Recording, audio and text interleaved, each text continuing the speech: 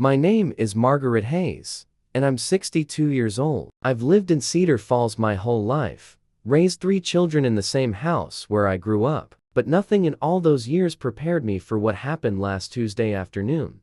I was driving home from my book club meeting when I saw her, a young woman, maybe 30 years old, stumbling along the old forest road that runs behind the Morrison property. Something about the way she moved made me slow down. She was covered in dirt, her clothes torn, and even from a distance, I could see she was badly hurt. I pulled over immediately. My heart was pounding as I ran toward her. When I got close, I could see the cuts on her face, the way she held her ribs like they might be broken. Her dark braids were matted with leaves and mud. "Honey, what happened to you?" I asked, reaching out to steady her. She looked at me with eyes that seemed to be seeing something far away. Her lips moved, barely making sound. I had to lean in close to hear her. "It was my mother-in-law," she whispered. She said my blood was dirty. Those words hit me like ice water. My blood went cold, and not just from what she'd said, but from the voice itself. Even weak and broken, I recognized something in that voice. "What's your name, sweetheart?" I asked, though part of me already knew. "Jasmine," she said. "Jasmine Porter." Porter, my maiden name. I helped her into my car, wrapped her in the emergency blanket I keep in the trunk. As I drove toward my house instead of the hospital, she'd begged me not to take her there, yet my mind was racing backward through time. 33 years ago, my brother Thomas got a girl pregnant. Her name was Nicole, and she was black. Our father, Harold Porter, lost his mind. He was a deacon at First Baptist Church, came from old money, and couldn't stand what he called the shame of it. I was only 29 then, already married with 2 kids of my own. I tried to stand up for Thomas, tried to tell Daddy that times were changing, that love was love. But Harold Porter was a man who believed the world should bend to his will, not the other way around. He gave Thomas an ultimatum: leave Nicole and the baby, or be cut off completely. No inheritance, no family, no support. And Thomas, God forgive him, chose the money. Nicole left town before the baby was born. We never heard from her again. I tried to find them over the years, sent letters to every address I could track down. But Nicole didn't want to be found, and I couldn't blame her. Now, sitting in my kitchen, cleaning the wounds on this young woman's face, I saw Thomas in the shape of her eyes. I saw Nicole in her high cheekbones. And I saw the consequences of our family's cruelty written in every bruise. "Tell me what happened," I said softly, dabbing antiseptic on a cut above her eyebrow.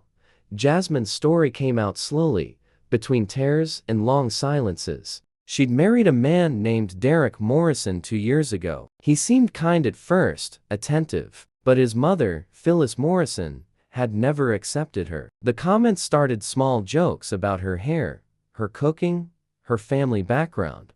Then, Jasmine got pregnant. That's when things turned dark.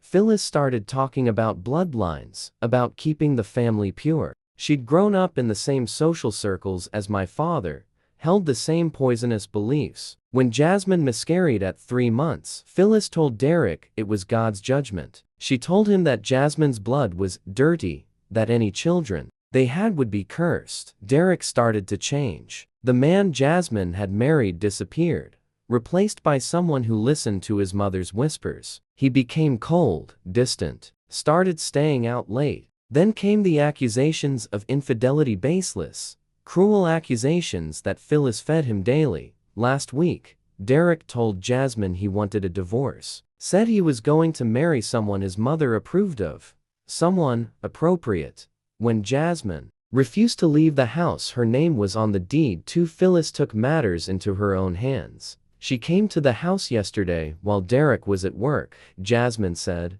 her voice barely above a whisper. "She had 2 men with her, men I'd never seen before. They grabbed me, threw me in a car, drove me out to those woods, and they just left me there. Told me if I came back, if I said anything, they'd make sure I disappeared for good." I sat back, my hands shaking. The antiseptic bottle slipped from my fingers and clattered on the table. Here was my brother's daughter, beaten and abandoned, in the woods by people who thought they were better than her because of the color of her skin. By people who'd learned their hatred from men like my father. Jasmine, I said, and my voice cracked. I need to tell you something. I told her everything. About Thomas, about Nicole, about our father's ultimatum, about how I'd tried to find them, how I'd been carrying the guilt of our family's choices for over 3 decades. I watched her face as understanding dawned, saw the shock, then the tears. You're my aunt, she said finally. My father, he just left us? Yes, I said, because there was no point in softening it, and I'm so sorry. I'm sorry for what he did, for what our father taught him, for what that poison has led to. We sat in silence for a long time. I made tea, brought out the bourbon for both of us. Outside, the sun was setting, painting my kitchen in shades of amber and gold. Then I picked up my phone and called my youngest son, Marcus. He's a lawyer, works in criminal justice. I put him on speaker and watched as Jasmine told her story. Again, this time with all the details. Marcus listened, asked questions, and I could hear the anger building in his voice. And Margaret, he said when Jasmine finished, this is kidnapping, assault, and criminal threatening at minimum. We're calling the police now. But before we could, my phone buzzed. It was my brother Thomas. The text message was short. It's our turn. Time for what Grandpa taught us. I felt my blood run cold. Thomas still lived in Cedar Falls. Still moved in the same circles as the Morrisons. Someone must have seen me pick up Jasmine, must have recognized her. What does that mean? Jasmine asked, looking at the message. I thought about my father. About the lessons he'd taught his son, about revenge and pride and the terrible weight of inherited hatred. And I thought about what kind of lessons I wanted to pass on instead.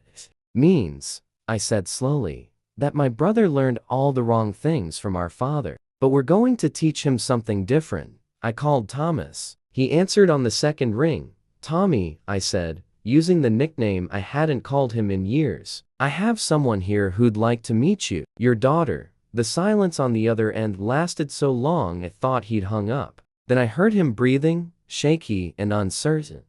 Maggie, I can't. Phyllis Morrison already called me. Said if we interfere with Derek's divorce, if we take Jasmine's side, she'll ruin us. She knows people. She can. What? I interrupted. Make people hate us? Thomas, people should hate us. I hate us. We let Dad's poison run our lives, and look what it's done. Your daughter was beaten and left to die in the woods. Your daughter, I didn't know, you didn't want to know. There's a difference. Another long silence. Then, is she okay? I looked at Jasmine, at this brave young woman who'd survived so much. Come over and ask her yourself.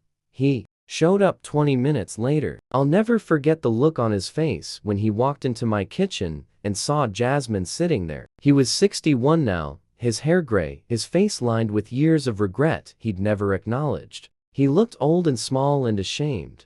Hi, Dad, Jasmine said quietly. Thomas burst into tears, just stood there in my doorway and wept like a child. It wasn't pretty or redemptive. It was messy and painful and long overdue. What happened next took weeks. Marcus filed criminal charges against Phyllis Morrison and her associates. Derek tried to defend his mother at first, but when the evidence piled up Jasmine's injuries, witness statements, phone records, he realized what kind of monster he'd been living with. The Morrisons fought back with expensive lawyers and social pressure. They tried to paint Jasmine as unstable, tried to resurrect old prejudices in a town that was slowly learning to leave them behind. But Thomas surprised everyone, including himself. He stood up at the preliminary hearing and told the truth about our father, about the hatred he'd been taught, about abandoning Nicole and their baby. I've been a coward my whole life, he said, his voice carrying through the courtroom. I chose money and status over my own child, but I'm done choosing wrong. My daughter is the bravest person I know, and I'll spend the rest of my life trying to earn her forgiveness. Phyllis Morrison was convicted of kidnapping and assault. She got 8 years. Derek divorced her from her legacy, if not from his life, and signed over everything to Jasmine in their settlement. He apologized, though we all knew some things can't be apologized away, but the real transformation happened quietly, in my kitchen over the months that followed. Jasmine moved into my guest room while she recovered. Thomas came by every day, tentative at first, then more certain. They talked for hours, working through decades of absence and pain. I watched my brother become the father he should have been from the start. Watched him learn his daughter's favorite foods, her dreams, her fears. Watched him hold her when she cried, support her through therapy, help her rebuild her life. And I learned something too. Kindness isn't just about being nice in the moment. It's about standing up when it costs you something. About choosing love over comfort. About breaking cycles of hatred that stretch back generations. Last month, Jasmine started law school. She wants to work in civil rights, wants to help other people who've been targeted for who they are. Thomas is paying her tuition, the inheritance from our father, finally put to good use. We have dinner together every Sunday now, the three of us. Sometimes Marcus joins us with his family. We're building something new from the ruins of what we were. It's not always easy. Thomas and Jasmine are still working through their relationship, still learning how to be father and daughter, but they're trying, and that matters. I think about that afternoon a lot, about finding Jasmine on that forest road. I think about how close we came to losing her forever, about how one choice to stop the car, to listen, to help changed everything. The weight of old sins is heavy, but it doesn't have to crush the next generation. Sometimes revenge isn't about getting even. Sometimes it's about refusing to pass on the poison, about choosing to build something better instead. That's what Grandpa taught us, though he didn't mean to. He taught us exactly what not to be. And in the end, that might be the most valuable lesson of all.